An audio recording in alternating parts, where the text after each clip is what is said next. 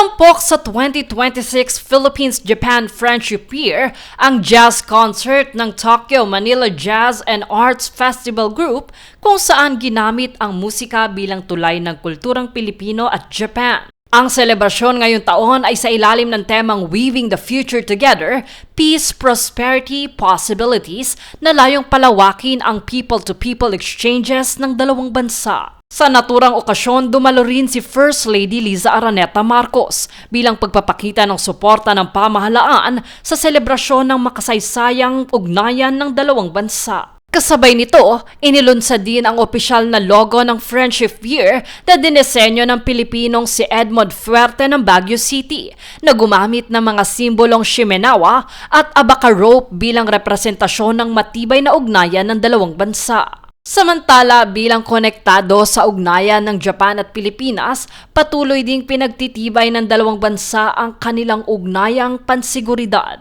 Kabilang dito ang Acquisition and Cross-Servicing Agreement at ang paglalaan ng Japan ng humigit kumulang 6 na milyong dolyar bilang official security assistance para sa pagpapalakas ng kakayahang pandepensa ng Pilipinas. Ayon sa mga opisyal, ang pinalalim na kooperasyon sa kultura at seguridad ay sumasalamin sa matatag na partnership ng dalawang bansa sa gitna ng mga hamon sa rehiyon. Nagsagawa rin ng bilateral meeting ang Pilipinas at Japan upang higit pang palakasin ang ugnayan ng dalawang bansa, kabilang ang kooperasyon sa seguridad, ekonomiya at mga isyung panrehiyon at pandaigdig. Napag-usapan din ang pagpapatuloy ng maritime cooperation at iba pang development projects, kabilang ang grant para sa wireless broadband connectivity sa Basilan, Sulu at Tawi-Tawi. Ngayong taon ay minamarkahan ang 70 taon ng naibalik na diplomatikong relasyon ng Pilipinas at Japan.